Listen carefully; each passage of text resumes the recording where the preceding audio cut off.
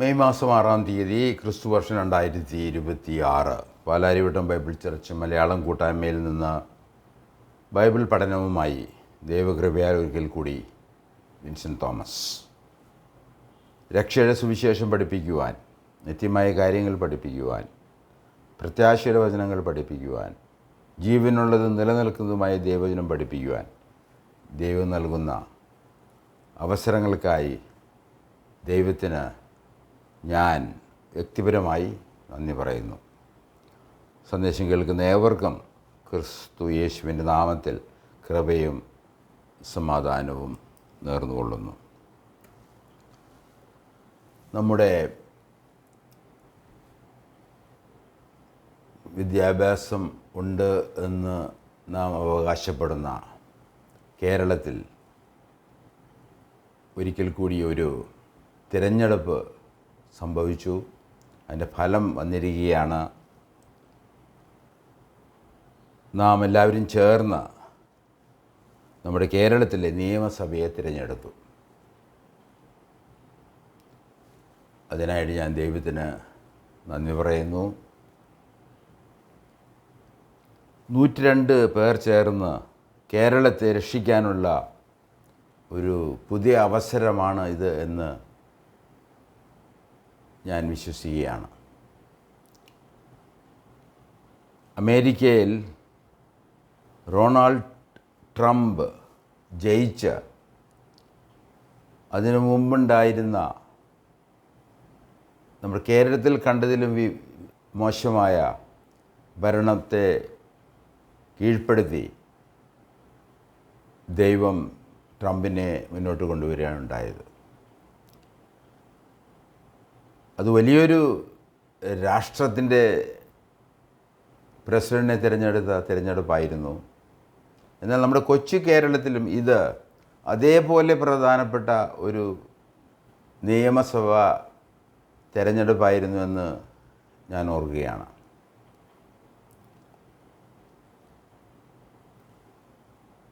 കേരളത്തിന് ദൈവം പുതിയ അവസരം നൽകിയിരിക്കുകയാണ്. അവസരം നന്നായി ഉപയോഗിക്കുവാൻ ദൈവം തിരഞ്ഞെടുത്ത 122 പേരെ സഹായിക്കട്ടെ. വാസ്തവത്തിൽ 140 നിയമസഭ അംഗങ്ങളുണ്ട് എങ്കിലും നിയമസഭയെ നിയന്ത്രിക്കാൻ പോകുന്നത് 102 പേരാണ്. അവരുടെ തീരുമാനങ്ങൾ നമ്മുടെ ജീവിതത്തെ, കേരളത്തിലെ ഭാരതീയ പൗരന്മാരുടെ ജീവിതത്തെ സ്വാധീനിക്കും. നമ്മുടെ സ്വത്തും നമ്മുടെ സുരക്ഷയും നമ്മുടെ സ്വാതന്ത്ര്യം നിലനിർത്തുവാൻ തക്കവണ്ണം അവരുടെ നിയമനിർമ്മാണം വളരെ പ്രധാനപ്പെട്ടതാണ്. ദൈവം അവരെ സഹായിക്കട്ടെ എന്ന് ഞാൻ ആദ്യമായി പ്രാർത്ഥിക്കുന്നു. അതുമാത്രമല്ല, ദൈവത്തിന് നന്ദി പറയുകയും ചെയ്യുന്നു. ഇതിനോടുള്ള ബന്ധത്തിൽ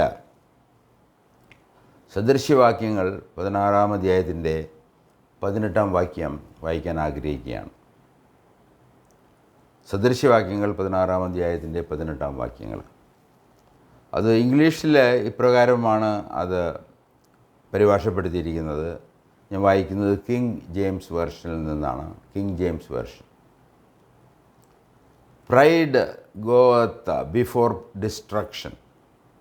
pride goes before destruction and a haughty spirit before a fall.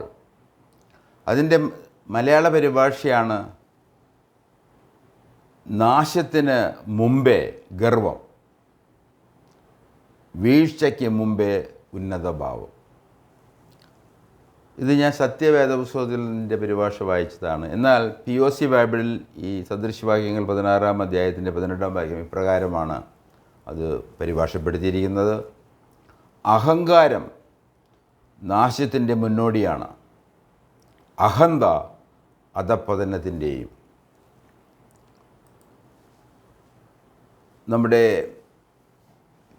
കേരളത്തിൽ നടന്ന ഈ നിയമസഭാ തെരഞ്ഞെടുപ്പിൽ അതിൻ്റെ ഫലമായി വന്ന ഈ വലിയൊരു അത്ഭുതകരമായ മാറ്റം, അതിനെക്കുറിച്ച് ഒരുപാട് വിശകലനം നടത്തിയിട്ടുണ്ട്.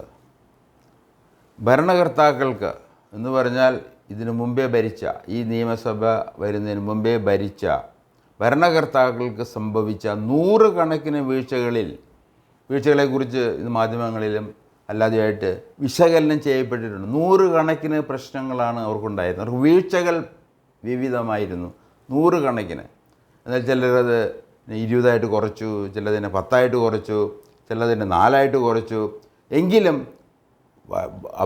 ഭരണകർത്താക്കൾക്ക് വീഴ്ച സംഭവിച്ചു. എന്നാൽ ആ വീഴ്ചകളിൽ പരമപ്രധാനമായി ഞാൻ കാണുന്നത് സദൃശവാക്യങ്ങൾ 16-ാം അധ്യായത്തിൻ്റെ 18-ാം വാക്യം തന്നെയാണ്. അഹങ്കാരം നാശത്തിൻ്റെ മുന്നോടിയാണ്, അഹന്ത അധപതനത്തിൻ്റെയും. ഈ വികല ഭരണകർത്താക്കളിൽ നിന്ന് ക്യാൻസർ പോലെ ഈ വികലത മറ്റ് ഭരണകർത്താക്കളിലേക്കും വ്യാപിച്ചിരിക്കുകയാണ്. This disease is spread even to lower cadres. ഭരണകർത്താക്കളിലെ പ്രശ്നങ്ങൾ അത് ഭരിക്കുന്ന അതിൻ്റെ ഉദ്യോഗസ്ഥന്മാരിലേക്കും വ്യാപിച്ചിരിക്കുകയാണ്. ഈ വികലത ഭരണകർത്താക്കളിൽ നിന്ന് ക്യാൻസർ പോലെ മറ്റ് ഉദ്യോഗസ്ഥരിലേക്കും വ്യാപിച്ചിരിക്കുകയാണ്. നിർമ്മാണത്തിലൂടെ ക്യാൻസർ നീക്കിയാലേ കേരളത്തിലെ ഭാരതീയ പൗരന്മാർക്ക് സ്വാതന്ത്ര്യവും സ്വത്തും ഭദ്രമാക്കാൻ സാധിക്കുകയുള്ളൂ. അപ്പോൾ ഇവരുടെ നിയമനിർമ്മാണത്തിലൂടെ നമ്മുടെ കേരളത്തിലെ വീണ്ടും അത് ദൈവം ഉദ്ദേശിക്കുന്ന രീതിയിലേക്ക് കൊണ്ടുവരേണ്ടത് ഇവരുടെ ഉത്തരവാദിത്തമാണ്. അത് നടത്തിയാൽ മാത്രമേ നമുക്ക് നമ്മുടെ സ്വത്തിനും നമ്മുടെ സ്വാതന്ത്ര്യത്തിനും നമ്മുടെ സുരക്ഷയ്ക്കും അത് കാരണമാവുകയുള്ളൂ. അതുകൊണ്ട് ഭരണകർത്താക്കൾ വളരെ പ്രധാനപ്പെട്ടതാണ്. അതുകൊണ്ട് നമ്മൾ ഇവർക്ക് വേണ്ടി പ്രാർത്ഥിക്കുന്നതും ആയിരിക്കും. ദൈവം ഈ ഭരണകർത്താക്കളെ, നിർമ്മാതാക്കളെ നിയമത്തിലൂടെ നമ്മുടെ കേരളത്തെ പുനർജീവിപ്പിക്കുവാൻ, കേരളത്തിലെ ഭാരതീയ പൗരന്മാർക്ക് അവരുടെ സ്വത്തിനും അവരുടെ സ്വാതന്ത്ര്യത്തിനും അവരുടെ സുരക്ഷിതത്വത്തിനും നിയമനിർമ്മാണം നടത്താൻ ദൈവം അവരെ സഹായിക്കട്ടെ എന്ന് ഞാൻ ആത്മാർത്ഥമായി പ്രാർത്ഥിക്കുന്നു. ഇന്ന് ദൈവവചന പഠനത്തിനോടുള്ള ബന്ധത്തിൽ വായിക്കാൻ ആഗ്രഹിക്കുന്ന വേദഭാഗം, നമ്മൾ സാധാരണ തിരുവചന വായന എന്നാണ് ഇതിന് പേരിടാറുള്ളത്. തിരുവചന വായനയ്ക്കായിട്ട് ഞാൻ എടുത്തിരിക്കുന്ന വേദഭാഗം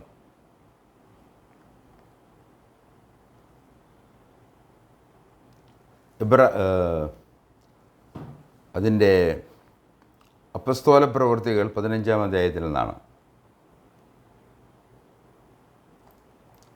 അപ്പസ്തോലന്മാരുടെ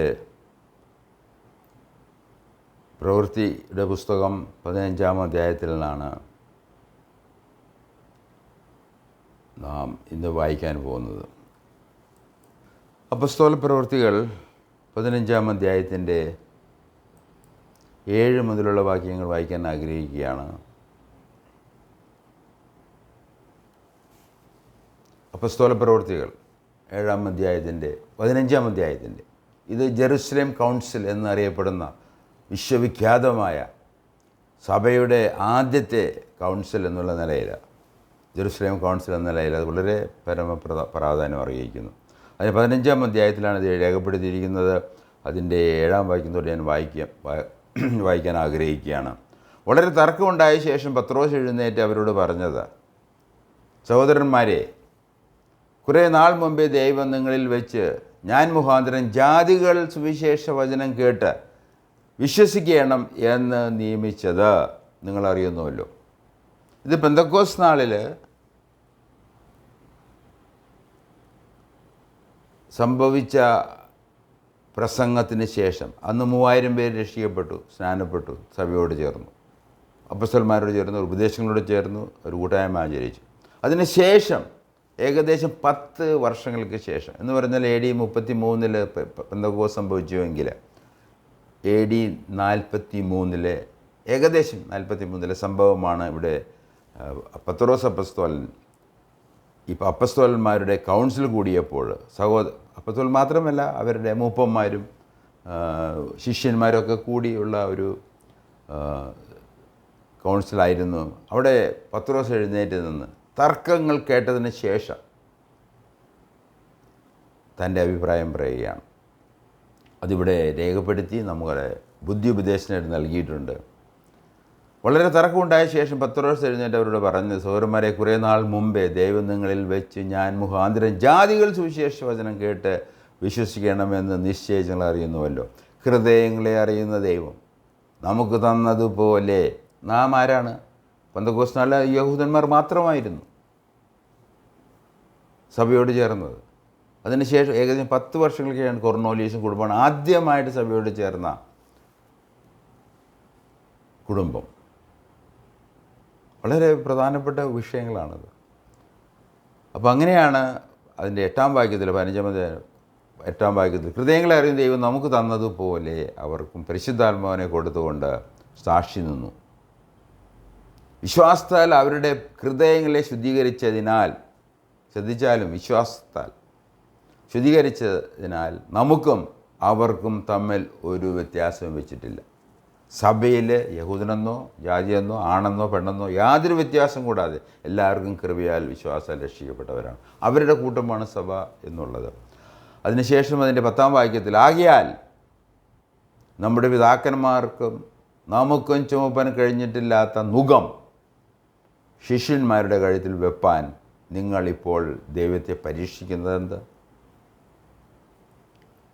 കർത്താവ് യേശുവിൻ്റെ കൃപയാൽ രക്ഷ പ്രാപിക്കും എന്ന് നാം വിശ്വസിക്കുന്നത് പോലെ അവരും വിശ്വസിക്കുന്നു. അപ്പോൾ യഹൂദനായ പത്രോസിൻ യേശുക്രിസ്തുവിൻ്റെ സുവിശേഷം അറിയിച്ച അത് കേട്ട ജാതികളും വിശ്വസിച്ച ഒരേ കാര്യമാണ്. എന്താണത്? കർത്താവ് യേശുക്രിസ്തുവിൻ്റെ കൃപയാൽ രക്ഷ പ്രാപിക്കും എന്ന് യഹൂദന്മാർ വിശ്വസിച്ചതുപോലെ ജാതികളും വിശ്വസിച്ചു. അതുകൊണ്ട് ഒരു വിശ്വാസം, അത് കൃപയാൽ വിശ്വാസത്താലാണ് ആത്മരക്ഷ എന്നുള്ളത് ശക്തമായ ഒരു ഉപദേശമാണ്. ഇതാണ് ഇന്ന് നമ്മുടെ ബൈബിൾ ക്ലാസ്സിനോടുള്ള ബന്ധത്തിൽ ഞാൻ വായിക്കാൻ ആഗ്രഹിച്ച വേദഭാഗം. അതുകൊണ്ട് നമുക്ക് തിരുവചനത്തിലേക്ക് കടക്കുമ്പോൾ നമുക്ക് പ്രാർത്ഥിച്ച് നമ്മുടെ ക്ലാസ് ആരംഭിക്കാമെന്ന് ഞാൻ വിചാരിക്കുകയാണ്. ഞങ്ങളുടെ ദൈവമായ കർത്താവേ, സ്വർഗീയ പിതാവേ, ഞങ്ങളുടെ കൊച്ചു കേരളത്തിൽ നടന്ന വലിയ അത്ഭുതം ഞാൻ തിരുസേനയിൽ ഓർക്കുകയും നന്ദി പറയുകയും ചെയ്യുന്നു. ഒരു പുതിയ ആരംഭം കേരളീയർക്ക് നൽകുവാൻ ഭരണകർത്താക്കളെ സഹായിക്കണമേ. അവരുടെ തീരുമാനങ്ങൾ കേരളത്തിലെ ഭാരതീയ പൗരന്മാരുടെ സ്വത്തും സുരക്ഷയും സ്വാതന്ത്ര്യവും നിലനിർത്തുവാൻ തക്കവണ്ണം നിയമനിർമ്മാണം നടത്തുവാൻ അവരെ സഹായിക്കണമേ. പഠിക്കുന്ന വേദഭാഗം അവിടെ നിന്ന് അനുഗ്രഹിക്കണമേ. പരിശുദ്ധാത്മാവ് ഞങ്ങളെ ബോധ്യം നൽകണമേ. യേശുക്രിസ്തുവിൻ്റെ നാമത്തിൽ അപേക്ഷിക്കുന്നു. ആമേൻ.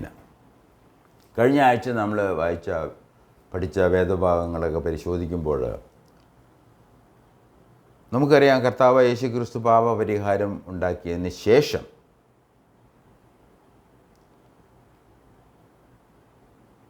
മഹത്വത്തിലേക്ക് കടന്ന് സ്വർഗത്തിൽ പിതാവിൻ്റെ വലത്ത് ഭാഗത്ത് ഇന്ന് ഇരിക്കുകയാണ്. അന്ന് ഇരുന്നു, ഇപ്പോഴും ഇരുന്നുകൊണ്ടിരിക്കുക. ഇത് നമ്മുടെ രക്ഷയോടുള്ള ബന്ധത്തിലാണ് ഈ വിജയം യേശുക്രിസ്തുവിനുണ്ടായത്. ഈ രക്ഷയെക്കുറിച്ച് വേദപുസ്തകം പറയുന്നതിന് ഒരുപാട് ആവശ്യ ഘടകങ്ങളുണ്ട്. പരിശുദ്ധനായ ദൈവത്തിന് ഒരു പാപിയായ മനുഷ്യനെ രക്ഷിക്കണമെങ്കിൽ ദൈവത്തിൻ്റെ തലത്തിൽ, ദൈവത്തിൻ്റെ വിശുദ്ധതയ്ക്കൊത്തവണ്ണം, ദൈവത്തിൻ്റെ സ്വഭാവത്തിനൊത്തവണ്ണമുള്ള പ്രതിവിധി ഉണ്ടായാൽ മാത്രമേ ഒരു പാപിയെ രക്ഷിക്കാൻ സാധിക്കുകയുള്ളൂ. അതിനോടുള്ള ബന്ധത്തിൽ നമ്മൾ ചില കാര്യങ്ങൾ നമ്മൾ കഴിഞ്ഞ ആഴ്ച വായിക്കുകയുണ്ടായി, പഠിക്കുകയുണ്ടായി. ഒന്ന്, നമുക്ക് ശുദ്ധീകരണം ആവശ്യമാണ്. പാപം നമ്മളെ മലിനീകരിക്കുന്നു, അതുകൊണ്ട് നമുക്ക് ശുദ്ധീകരണം ആവശ്യമാണ്. അതുകൊണ്ട് ഇതിനെക്കുറിച്ച് രക്ഷ പ്രാപിക്കുക, രക്ഷ അവകാശമാക്കുക എന്നെല്ലാം പറഞ്ഞിട്ടുണ്ട്. ഇതൊരു അവകാശമാണത്. അതുകൊണ്ട് നമ്മുടെ രക്ഷ, ആത്മരക്ഷ എന്നുള്ളത്, പാപപരിഹാരം സംഭവിച്ചതുകൊണ്ട് നമ്മുടെ പാപത്തിൽ നിന്നുള്ള മോചനം, ശിക്ഷയിൽ നിന്നുള്ള മോചനം, അത് നമ്മുടെ മൗലിക അവകാശമാണ്. അത് ദൈവം നമുക്ക് നൽകുന്നതാണ്. അതൊരു അവകാശമാണത്, മൗലിക അവകാശമാണ്. അത് ആർക്കും നമുക്ക് ഇന്ന് കാണുന്നത് പോലെ മതങ്ങൾക്കോ ക്രിസ്തീയ സഭകൾക്കോ അത് വയ്ക്കാൻ പാടില്ല. അത് കാരണം ഇത് ദൈവം നമുക്ക് തന്നിരിക്കുന്ന ഒരു മൗലിക അവകാശമാണ്. ഇതിനെക്കുറിച്ച് 2 എബ്രായർ 2 അധ്യായത്തിൻ്റെ 17 വാക്യത്തിൽ പ്രായശ്ചിത്തം എന്ന് പ്രായശ്ചിത്തം ആവശ്യമാണ്. ദൈവത്തിന് സ്വീകാര്യമായ പ്രായശ്ചിത്തം നടന്നാലേ നമ്മളെ രക്ഷിക്കാൻ സാധിക്കും. അതുപോലെ പാപയാഗം അർപ്പിക്കുക, തന്നെ ഒരിക്കലും അർപ്പിച്ചു, പാപങ്ങളെ ചുമന്നു എന്നല്ല എഴുതിയിട്ടുണ്ട്. പാപമോചനം ഉള്ളയിടത്ത് പാപപരിഹാര ബലിയില്ല, അതിൻ്റെ ആവശ്യമില്ല. അപ്പം അതുകൊണ്ട് ദൈവം തമ്പുരാൻ തൻ്റെ പദ്ധതിക്കനുസരിച്ച് പാപികളായ മനുഷ്യർക്ക് വേണ്ടി ചെയ്ത രക്ഷാകർമ്മം, രക്ഷാപ്രവൃത്തി, വീണ്ടെടുപ്പ്, അത് സംഭവിച്ചൊരു കാര്യമായിട്ടാണ് വേദോസം വെളിപ്പെടുത്തുന്നത്. അത് തൻ്റെ പുത്രനിലാണ് അത് സംഭവിച്ചു. അത് എൻ്റെ മഹത്വത്തിലേക്ക് അവൻ കടന്നിരിക്കുകയാണ്. അതുകൊണ്ട് ഇനി പാപപരിഹാര വരെ ഇല്ല. എന്നാൽ ഇന്ന് നമ്മൾ കാണുന്നതോ ദൈവവചനത്തിനും ദൈവത്തിനെതിരായിട്ടുള്ള പാപപരിഹാര ബലികൾ ഇന്ന് നടന്നുകൊണ്ടിരിക്കുകയാണ്. ഇത് തികച്ചും അബദ്ധമാണ്. അതുമാത്രമല്ല ശിക്ഷാർഹം കൂടിയാണ്. അതുപോലെ തന്നെ നാം കഴിഞ്ഞ ആഴ്ച രക്ഷയുടെ വിവിധ പ്രയോഗങ്ങളെ നമ്മൾ പഠിക്കുകയുണ്ടായി. രക്ഷ പ്രാപിക്കുക, രക്ഷ അവകാശമാക്കുക, ഇത്ര വലിയ രക്ഷ എന്നെല്ലാം ഇതിന് എഴുതിയിട്ടുണ്ട്. അതുപോലെ നമുക്ക് രക്ഷാനായകനുണ്ട്. മരണത്തിൻ്റെ അധികാരിയായ പിശാചിനെ അതിൻ്റെ മരണത്തിൽ നീക്കി ഉണ്ടായത്. മരണം വളരെ ഭയാനകമായ ഒന്ന് തന്നെയാണ്. ജീവൻ വിട്ട് പോകുക എന്നുള്ളത് അത് വളരെ പ്രസവ വേദനയേക്കാളും വലിയൊരു വേദനയായിട്ടാണ് വേദോത്സവം അതിനെക്കുറിച്ച്. ബെർത്ത് പാങ്സ് എന്ന് പറയാം, മരണത്തിൻ്റെ വേദന, ബെർത്ത് പാങ്സ്. അതുപോലെ തന്നെ ഭരണഭീതിയിൽ അടിമകളായിരുന്നവർ വിടുവിച്ചു, ഡെലിവർ ഫ്രീ എന്നൊക്കെയാണ് അതിനെക്കുറിച്ച് എഴുതിയിരിക്കുന്നത്. അതുപോലെ നിത്യരക്ഷയുടെ കാരണഭൂതൻ അത് കർത്താവ് യേശു ക്രിസ്തുവാണ്. രക്ഷയ്ക്കുതകുന്ന വിശ്വാസം അത് നമ്മുടേതാണ്. ആദ്യ വരവും 2ാം വരവിനെ സംബന്ധിച്ച് ആദ്യത്തെ വരവ് കർത്താവ് യേശു ക്രിസ്തുവിനോട് പാപപരിഹാരാർത്ഥം, അതിൻ്റെ പാപങ്ങൾക്ക് മോചനം നൽകുവാൻ തക്കവണ്ണമാണ് വന്നത്. അതാണ് ആദ്യ വരവ്. 2ാമത്തെ വരവ് അതിൻ്റെ പൂർണ്ണതയിലേക്ക് കൊണ്ടുപോകാൻ ആയിരിക്കും. അതിന് 2 ഘടകങ്ങളുണ്ട്. ഒന്ന് സഭയ്ക്ക് വേണ്ടിയുള്ള വരവ്, ഒന്ന് അവസാനത്തെ ഇസ്രായേലിന് വേണ്ടിയും ലോകത്തിന് വേണ്ടിയുള്ള വരവാണ് 2ാമത്തെ വരവ്. അതിന് ഉദാഹരണമായിട്ട് നമ്മൾ എബ്രായ ലേഖനത്തിൽ നിന്ന് കണ്ടത് നോഹയുടെ പേടകമാണ്. ദൈവം പറഞ്ഞതുപോലെ നോഹ പേടകം പണിതു. അവനും അവൻ്റെ ഭാര്യയും അവൻ്റെ 3 മക്കളും അവരുടെ ഭാര്യയും അങ്ങനെ 8 പേര് മാത്രം ആ ജലപ്രളയത്തിൽ നിന്ന് രക്ഷ പ്രാപിച്ചു. അത് നമുക്കൊരു ഉദാഹരണമാണ്. ദൈവം പറഞ്ഞ പോലെ പണിതാൽ മാത്രമേ നമ്മൾ രക്ഷ പ്രാപിക്കുകയുള്ളൂ. സഭ പറഞ്ഞാലും, സഭ നേതാക്കൾ പറഞ്ഞാലും, പോപ്പ് പറഞ്ഞാലും, അന്ത്യോക്യയിലെ പാത്രിയാർക്കീസ് പറഞ്ഞാലും, ആര് പറഞ്ഞാലും അതുപോലെ മനുഷ്യൻ്റെ പാപപരിഹാരം നടക്കുകയില്ല. അത് ദൈവത്തിനെതിരായിട്ടുള്ള പാപമാകിയാൽ ദൈവം തന്നെ അതിന് പ്രതിവിധി കണ്ടു. അത് വിശ്വസിക്കുന്നവർക്ക് മാത്രമാണ് രക്ഷ ലഭിക്കുന്നത്. നമ്മുടെ മനുഷ്യജീവിതം പരിശോധിച്ചാൽ ചില വസ്തുതകൾ നമുക്ക് മനസ്സിലാകും. നമ്മൾ എങ്ങനെയുള്ള മനുഷ്യരാണ് എന്നുള്ളത്. ഇത് ഞാൻ ആരെയും കുറ്റം പറയാനോ ഒന്നുമല്ല ഇത് പറയുന്നത്. ദൈവവചനത്തിൽ നിന്ന് നമ്മൾ വായിക്കുമ്പോൾ നമുക്ക് ചില ദൈവിക സത്യങ്ങൾ നമുക്ക് ബോധ്യം വരികയാണ്. ദൈവം ആദാമിനോട് കൽപ്പിച്ചു 1-ാം അധ്യായത്തിൽ ഉൽപ്പത്തി 17-ാം വാക്യത്തിൽ, എന്നാൽ നന്മ തിന്മകളെക്കുറിച്ചുള്ള അറിവിൻ്റെ വൃക്ഷത്തിലെ ഫലം നീ തിന്നരുത്, തിന്നുന്ന ദിവസം നീ മരിക്കും. ഇത് ദൈവമായ കർത്താവ്, സൃഷ്ടാവ്, പരിശുദ്ധനായ ദൈവം ആദാമിനോട് കൽപ്പിച്ച കൽപ്പനയാണ്. എന്നാൽ എന്ത് സംഭവിച്ചു എന്ന് ചോദിച്ചാൽ അതവൻ തിന്നു. 3-ാം അധ്യായത്തിലേക്ക് വരുമ്പോൾ അവൾ അത് പറിച്ചു തിന്നു, ഭർത്താവിനും കൊടുത്തു, അവനും തിന്നു. അപ്പം ഇങ്ങനെ ഒരു സ്വഭാവം, ദൈവത്തിൻ്റെ കൽപ്പനകൾ ദൈവത്തെ അനുസരിക്കാനും അവനോട് മല്ലടിക്കാനുമുള്ള ഒരു സ്വഭാവമാണ് നമ്മൾ ആർജിച്ചിരിക്കുന്നത്. അതുകൊണ്ട് അങ്ങനെയുള്ള മനുഷ്യരോട് ചില മനുഷ്യർ, ചില ഗുരുക്കന്മാർ, ചില സമൂഹങ്ങൾ അവർ കാര്യം അടിച്ചേൽപ്പിക്കുകയാണ്, അവർ വരമേൽപ്പിച്ചിരിക്കുകയാണ്, അവർക്ക് നുകം കൊടുത്തിരിക്കുകയാണ് ഒരു തോളത്ത്. അത് പേറിക്കൊണ്ടാണ് നാം നടക്കുന്നത്. എന്നാൽ അതിൽ നിന്നെല്ലാം ഒരു സ്വാതന്ത്ര്യം ഒരു വിടുതൽ, ഒരു നീക്കം നമുക്ക് ആവശ്യം. അങ്ങനെയാണ് നമ്മൾ വാസ്തവമായി സ്വതന്ത്രരായി നടക്കാൻ നമുക്ക് സാധിക്കുന്നത്.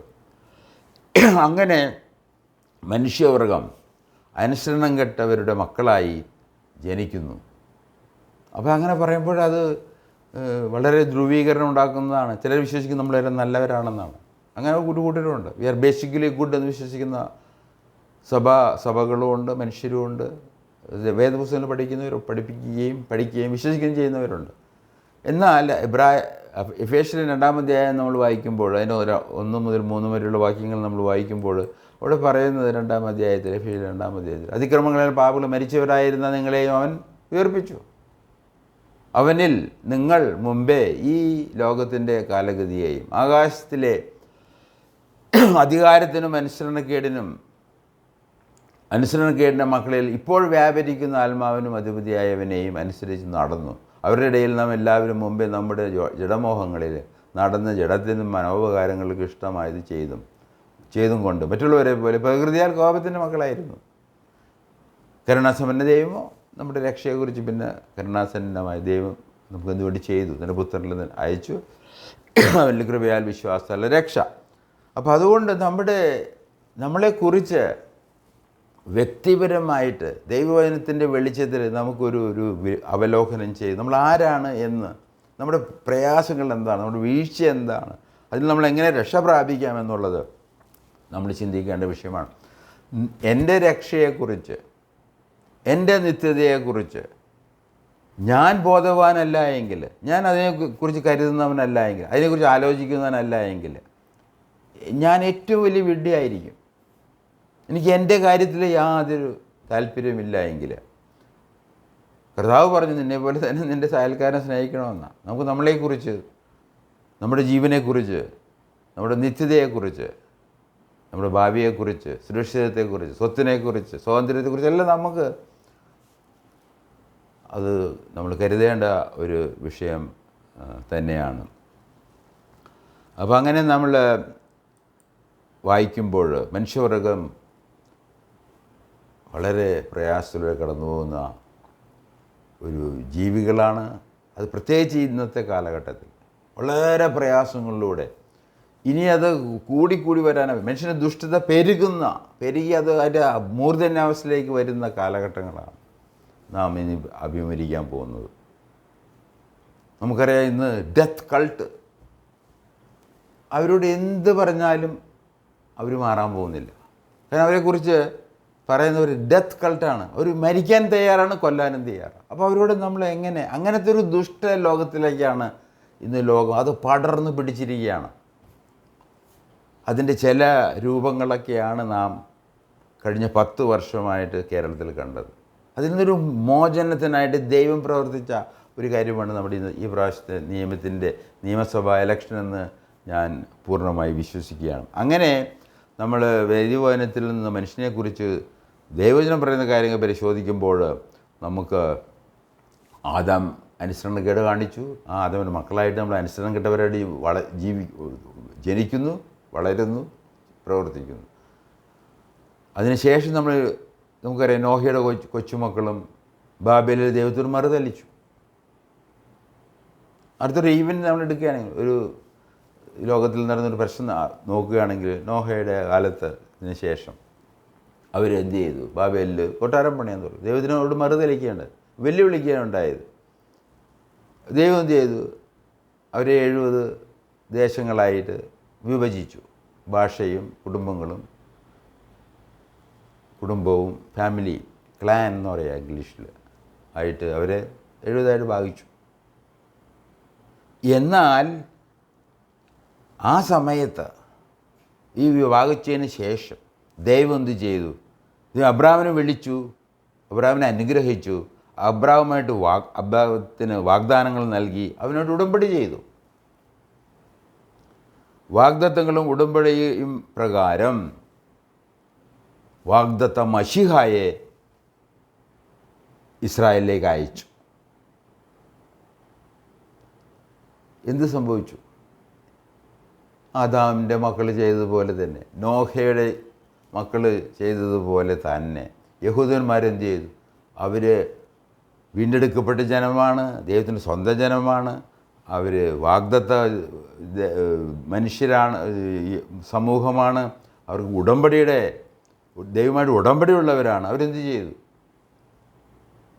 അധർമ്മികളുടെ കൈകളാൽ അവനെ, ആരെ? മശിഹായെ, യഹൂദന്മാരുടെ മശിഹായെ. നമുക്കറിയാം അത് ദൈവത്തിൻ്റെ പ്ലാനിൽ, പദ്ധതിയിൽ അത് യഹൂദന്മാരുടെ മാത്രമല്ല ലോകത്തിൻ്റെ പാപങ്ങളെ ചുമക്കുന്ന കുഞ്ഞാടായിരുന്നു എന്ന് നമുക്ക് അറിയാവുന്നതാണ്. എന്നാൽ ദൈവം യഹൂദന്മാരുടെ മശിഹായെ യഹൂദന്മാരുടെ ഇടയിലേക്ക് അയച്ചു. അവരെന്ത് ചെയ്തു? അധർമ്മികളുടെ കൈകളാൽ അവനെ അവർ ക്രൂശിൽ തറപ്പിച്ച് കൊന്നു. ഇത് അപ്പോസ്തലർ 2-ാം അധ്യായത്തിൻ്റെ 23 വാക്യമാണ് ഞാൻ വായിക്കുന്നത്. നിങ്ങൾ, യഹൂദന്മാരോട് പറയുന്നത് പെന്തക്കോസ്താണ്, നിങ്ങളുടെ മശിഹായെ,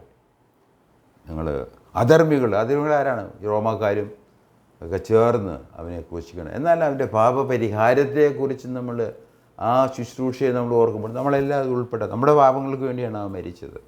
എന്നാൽ അത് യഹൂദന്മാരിലൂടെയാണ് അത് വെളിപ്പെടുത്തിയത് എന്നുള്ളത് അത് ദൈവത്തിൻ്റെ ഒരു പദ്ധതി തന്നെയാണ്. അപ്പോസ്തലർ 2-ാം അധ്യായത്തിന് 24-ാം വാക്യം, എന്നാൽ ദൈവം അവൻ്റെ മരണപാശങ്ങളെ അഴിച്ചിട്ട് വിമുക്തനാക്കി, ഉയർത്തെഴുന്നേൽപ്പിച്ചു. അതാണ് സുവിശേഷം. അവൻ വിശ്വസിക്കുന്നവന്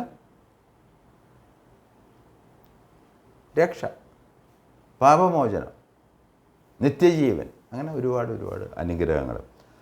അങ്ങനെ 2-ാം അധ്യായത്തിൻ്റെ അപ്പോസ്തലർ 2-40-ാം വാക്യം നമ്മൾ വായിക്കും. പത്രോസ് യഹൂദന്മാരോട് പ്രഖ്യാപിച്ചു, ഈ ദൂഷിച്ച തലമുറയിൽ നിന്ന്, വക്രതയുള്ള തലമുറയിൽ നിന്ന് നിങ്ങളെ തന്നെ രക്ഷിക്കപ്പെടുവിനെന്ന് പറഞ്ഞു. പെന്തക്കോസ്തിൽ നടന്ന സംഭവമാണത്. അങ്ങനെ അവരെ ഉപദേശിക്കുകയും കൽപ്പിക്കുകയും ചെയ്തു.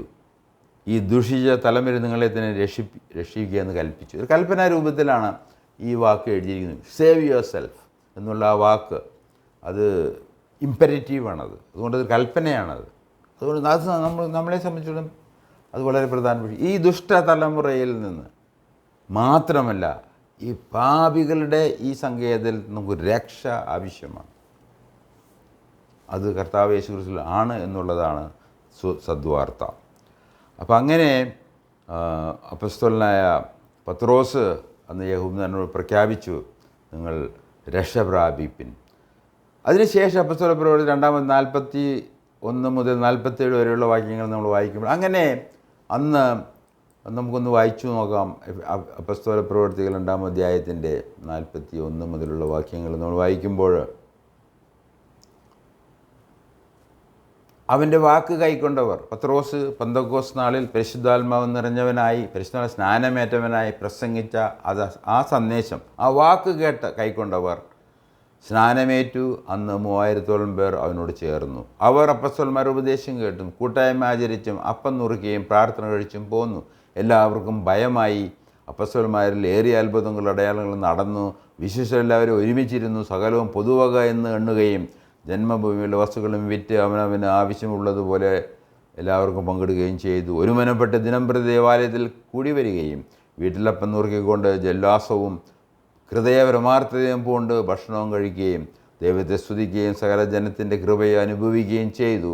കർത്താവ് രക്ഷിക്കപ്പെടുന്ന ദിനംപ്രതി സഭയോട് ചേർത്തുകൊണ്ടിരുന്നു. ഇതാണ് പെന്തക്കോസ്ത് നാളിൽ സഭയുടെ ഉദ്ഘാടനത്തോടുള്ള ബന്ധത്തിൽ നടന്ന കാര്യങ്ങൾ. തുടർന്ന് നമ്മൾ വായിക്കുമ്പോൾ ഇപ്രകാരം സഭ ആരംഭിച്ചു. 3000 പേർ യഹൂദന്മാരായിരുന്നു. അത് വളരെ പ്രധാനപ്പെട്ട ഒരു വിഷയമാണ്. പെന്തക്കോസ്ത് നാളിൽ, പെന്തക്കോസ്ത് എന്ന് പറഞ്ഞൊരു അവരുടെ ഒരു ഉത്സവമാണ്. ദൈവം അവർക്ക് കൊടുത്തൊരു കൽപ്പനയാണത്. അവർ വരണം, ഓൾ മെയിൽസ്, എല്ലാ പുരുഷന്മാരും ജെറുസലേമിൽ വന്നിരിക്കണം. അങ്ങനെ വിവിധ നാടുകളിൽ നിന്നുള്ള ഏകദേശം 12 നാട്ടുകളിൽ നിന്ന് ആണ് അവിടെ വന്നിരുന്നത്. അതുകൊണ്ടാണ് 12 അപ്പോസ്തലന്മാർ 12 ഭാഷകളിൽ സംസാരിക്കാൻ ഇടയായി തീർന്നത്. അങ്ങനെ അവിടെ യഹൂദന്മാർ മാത്രമായിരുന്നു ആദ്യമായി സഭയോട് ചേരുന്നത്. അത് വളരെ പ്രധാനപ്പെട്ട ഒരു വിഷയമാണ്. തുടർന്ന് ജാതികളിലേക്ക് ദൈവം പത്രോസിനെ അയച്ചു. അപ്പോൾ പത്രോസ് മുഖാന്തരം യഹൂദന്മാർക്ക് സുവിശേഷം അറിയിച്ചു. പത്രോസ് വഴി തന്നെ ജാതികൾക്കും സുവിശേഷം അറിയിച്ചു. രണ്ടുപേരും ദൈവകൃപയാൽ യേശുക്രിസ്തുവിലുള്ള വിശ്വാസത്താൽ രക്ഷ പ്രാപിക്കുമെന്നുള്ളതാണ്. അവർക്കാണ് പാപമോചനം, നിത്യജീവൻ നിത്യമായ ദൈവമായിട്ടുള്ള കൂട്ടായ്മ. ഇത് നമ്മൾ 10-ാം അധ്യായം വായിക്കുമ്പോൾ അപ്പോസ്തല 10 നടപടി പുസ്തകം എന്നാണ് പറയുക, പ്രവൃത്തികളുടെ പുസ്തകം. അത് സഭാ ചരിത്രമാണത്. ആദിമസഭ എന്ത് ചെയ്തു എന്നുള്ളത് ഓരോ ദിവസമുള്ള പ്രധാനപ്പെട്ട പരിശുദ്ധാത്മാവ് ഉദ്ദേശിച്ച കാര്യങ്ങൾ ചരിത്രപരമായിട്ട് കൃത്യമായിട്ട് എഴുതിയിരിക്കുകയാണ്. 10-ാം അധ്യായത്തിൻ്റെ 37 മുതലുള്ള വാക്യങ്ങൾ നമ്മൾ വായിക്കുമ്പോൾ, അപ്പോസ്തല 10-ാം അധ്യായം അതിന് 37 മുതലുള്ള വാക്യങ്ങൾ നമ്മൾ വായിക്കുമ്പോൾ, യോഹന്നാൻ പ്രസംഗിച്ച സ്നാനത്തിന് ശേഷം ഗലീൽ തുടങ്ങി യഹൂദയിലൊക്കെയും ഉണ്ടായ വർത്തമാന നസ്രായ യേശുവിനെ ദൈവം പരിശുദ്ധാത്മാവിനാലും ശക്തിയാലും അഭിഷേകം ചെയ്തും ദേവനോടുകൂടി ഇരുന്നതുകൊണ്ട് അവൻ നന്മ ചെയ്തും പിശാച് ബാധിച്ചവരെ ഒക്കെയും സൗഖ്യമാക്കിയും കൊണ്ട് സഞ്ചരിച്ചതുമായ വിവരം തന്നെ നിങ്ങളെ അറിയുന്നുവല്ലോ. യഹൂദ ദേശത്തിലെ യെരൂശലേമിലും അവൻ ചെയ്ത സകലത്തിനും ഞങ്ങൾ സാക്ഷികളാകുന്നു. അവനെ അവർ മരത്തിന്മേൽ തൂക്കിക്കൊന്നു, ദൈവം അവനെ 3 നാൾ ഉയർത്തെഴുന്നേൽപ്പിച്ചു. സകല ജനത്തിനുമല്ല, ദൈവം മുൻകൂട്ടി നിയമിച്ച സാക്ഷികളായി അവൻ മരിച്ചവരിൽ നിന്ന് ഉയർത്തെഴുന്നേൽപ്പിച്ച ശേഷം അവനോടുകൂടി തിന്നുകുടിച്ചവരായ ഞങ്ങൾക്ക് തന്നെ പ്രദക്ഷിണാക്കി തന്നു. ജീവികൾക്കും മരിച്ചവർക്കും ന്യായാധിപതിയായി ദൈവത്താൽ നിയമിക്കപ്പെട്ടവൻ അവൻ തന്നെ എന്ന് ജനങ്ങളോട് പ്രസംഗിച്ചു സാക്ഷീകരിപ്പാൻ അവൻ ഞങ്ങളോട് കൽപ്പിച്ചു. അവനിൽ വിശ്വസിക്കുന്ന ഏവനും അവൻ്റെ നാമം മൂലം പാപവും ലഭിക്കുമെന്ന് സകല പ്രവാചകന്മാരും സാക്ഷ്യം പറഞ്ഞു. ഈ വാക്ക് പത്രോസ് പ്രസ്താവിക്കുമ്പോൾ തന്നെ വചനം കേട്ട് എല്ലാവരുടെയും മേലും പരിശുദ്ധാത്മാവ് വന്നു. അങ്ങനെയാണ് ആദ്യമായിട്ട് ഇതൊരു ജാതികളുടെ പെന്തക്കോസ്റ്റ് എന്നാണ് വേദപണ്ഡിതന്മാർ പറയുന്നത്. അങ്ങനെ പെന്തക്കോസ്റ്റിൽ നടന്നതുപോലെ തന്നെ പത്രോസിൻ്റെ പ്രസംഗം കേട്ട് ജാതികൾ, കൊർന്നേലിയസും അവൻ്റെ കുടുംബവും അതിനോട് കൂടെ വന്നിരുന്ന എല്ലാവരും അവർ സഭയോട് വിശ്വസിക്കുകയും പാപമോചനം ലഭിക്കുകയും അവർ സഭയോട് ചേരുകയാണ് ഉണ്ടായത്. വളരെ പ്രധാനപ്പെട്ട ഒരു വിഷയമാണ്. അങ്ങനെ നമ്മൾ തുടർന്ന് ദൈവം യഹൂദന്മാരിലേക്ക് മാത്രമല്ല ജാതികളിലേക്കും പത്രോസിനെ അയച്ചു. അവിടെ അവർ 2 പേരും വിശ്വസിച്ച എല്ലാവരും സഭയോട് ചേർന്നു. യേശുക്രിസ്തുവിലും പുനരുദ്ധാനം വിശ്വസിച്ച യഹൂദനും ജാതികളും ചേർന്ന ഒന്നാണ് ക്രൈസ്തവ സഭ. അത് വളരെ പ്രധാനപ്പെട്ടൊരു വിഷയമാണ്. എന്നാൽ പിൽക്കാലങ്ങളിൽ അതില്ലാതെയായി. അതിൻ്റേതായ പ്രയാസങ്ങൾ ഇന്ന് നാം അഭിമുഖിച്ചുകൊണ്ടിരിക്കുകയാണ്. കാരണം ഇത് എബ്രായ ഭാഷയിൽ എഴുതപ്പെട്ട പുസ്തകമാണ് പഴയ നിയമം. അപ്പോൾ എബ്രായ ഭാഷ അറിയാവുന്ന എബ്രായർക്കാണ്. അപ്പോൾ അവരെ മാറ്റി നിർത്തി കഴിഞ്ഞാൽ നമുക്കിത് എങ്ങനെ മനസ്സിലാക്കാനും കഴിയും? എനിവേ, അതൊരു വിഷയമായിട്ട് നമ്മൾ ഇപ്പോൾ എടുക്കുന്നില്ല. എന്നാലും ഈ പെന്തക്കോസ്ത് നാളിലും 10-ാം അധ്യായത്തിൽ കൊർന്നേലിയസിൻ്റെ ഭവനത്തിൽ നടന്ന ഈ അത്ഭുതകരമായ പരിശുദ്ധാത്മാവിൻ്റെ പ്രവർത്തനം വഴി സഭ ഉണ്ടാകുകയും സഭയിലേക്ക് വരികയും ചെയ്ത അവർ തമ്മിൽ തർക്കമുണ്ടായി. കാരണം 2 കൂട്ടരാണ്. ഒന്ന് ദൈവത്തിൻ്റെ തിരഞ്ഞെടുക്കപ്പെട്ട ജനമായ ഇസ്രായേലിൽ നിന്ന് രക്ഷിക്കപ്പെട്ടവർ, സഭയോട് ചേർന്നവർ, ജാതികളിൽ നിന്ന് രക്ഷിക്കപ്പെട്ടവർ, ഇവർ തമ്മിൽ തർക്കമുണ്ടായി. അപ്പോൾ അതുകൊണ്ട് നമ്മുടെ മനുഷ്യ ചരിത്രം നമ്മൾ പരിശോധിച്ചാൽ നമുക്ക് എപ്പോഴും പ്രയാസങ്ങളും കഷ്ടങ്ങളും തർക്കങ്ങളും നുഖങ്ങളും ചുമക്കുക നമുക്ക് ഭാരപ്പെട്ട ജീവിതമാണ്. അതുകൊണ്ട് ഇങ്ങനെയുള്ള ആ ദുഷ്ട ലോകത്തിൽ നിന്ന്, പ്രവണതകളിൽ നിന്ന്, ഒരു കെട്ടുപാടിൽ നിന്ന് നമ്മൾ രക്ഷിക്കപ്പെടേണ്ടത് ആവശ്യമാണ്. മാത്രമല്ല തീർച്ചയായിട്ടും നമ്മുടെ ആത്മീയ രക്ഷ, പാപമോചനം, നിത്യജീവൻ എന്നുള്ള കാര്യങ്ങൾ വളരെ പ്രധാനപ്പെട്ടതാണെങ്കിലും അതിനോട് ബന്ധപ്പെട്ട് തന്നെ ഈ ദുഷ്ടലോകത്തിൽ നിന്ന് രക്ഷപ്പെടേണ്ടതും കൂടി നമുക്ക് ആവശ്യമായി വന്നിട്ട്, അങ്ങനെ ഈ AD 33 ആരംഭിച്ച സഭ അതിലേക്ക് യഹൂദന്മാരും ജാതികളിൽ നിന്നും രക്ഷിക്കപ്പെട്ട് സഭയോട് ചേർന്നു, യേശുക്രിസ്തുവിൻ്റെ ശരീരത്തിൻ്റെ അംഗങ്ങളായിത്തീർന്നു. എന്നാൽ അവർ തമ്മിൽ തർക്കമുണ്ടായി. ആ തർക്കത്തിൻ്റെ ഫലമായിട്ടാണ് 15-ാം അധ്യായത്തിൽ നാം കൗൺസിൽ കാണുന്നത്. ആ കൗൺസിൽ അത് തീർച്ചയായിട്ടും അത് വളരെ ഒരു പ്രധാനപ്പെട്ട വിഷയമാണ്. ദൈവം അനുവദിച്ചാൽ നമുക്കത് ഇന്ന് ഞാനിവിടെ ക്ലാസ് അവസാനിപ്പിക്കാൻ ആഗ്രഹിക്കുകയാണ്. അതിന് ശേഷം നമുക്ക് അടുത്ത ആഴ്ച വേണമെങ്കിൽ ഈ കാര്യങ്ങൾ ഒന്നുകൂടി പരിഗണിക്കാം എന്ന് ഞാൻ വിചാരിക്കുകയാണ്. അതുകൊണ്ട് നമുക്ക് മനുഷ്യജീവിതം പരിശോധിച്ചാൽ അത് വളരെ പ്രയാസം നിറഞ്ഞാണ്. ഈ പ്രയാസങ്ങൾ ഉള്ള ഈ നമ്മുടെ മനുഷ്യ ജീവിതത്തിൽ ഇന്ന് സഭകളും മതങ്ങളും മനുഷ്യരെ വിഷമിപ്പിക്കുന്നു. നമ്മുടെ ജീവിതം അസഹ്യമാക്കിയിരിക്കുകയാണ്. നമുക്ക് നമ്മുടെ തോളിൽ നുകം വെച്ചിരിക്കുകയാണ്.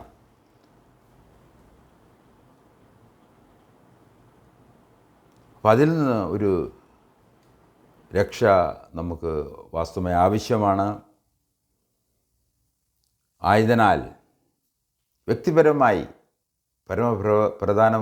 പ്രാധാന്യമറിയിക്കുന്ന വലിയ രക്ഷയെക്കുറിച്ച് വായിച്ച് നമുക്ക് ഇന്നത്തെ സന്ദേശം അവസാനിപ്പിക്കാം.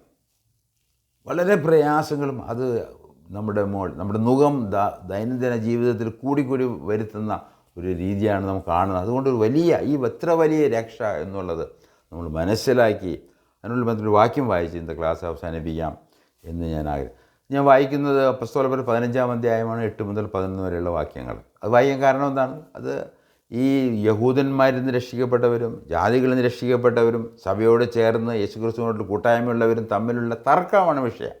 അവിടെ പത്രോസ് പറയുന്നത് വളരെ പ്രധാനപ്പെട്ട കാരണം എന്താണ്? രണ്ടുപേരും രക്ഷിക്കപ്പെട്ടത് ഒരേ സുവിശേഷത്താലും ഒരേ വ്യക്തിയിൽ കൂടെയാണ്.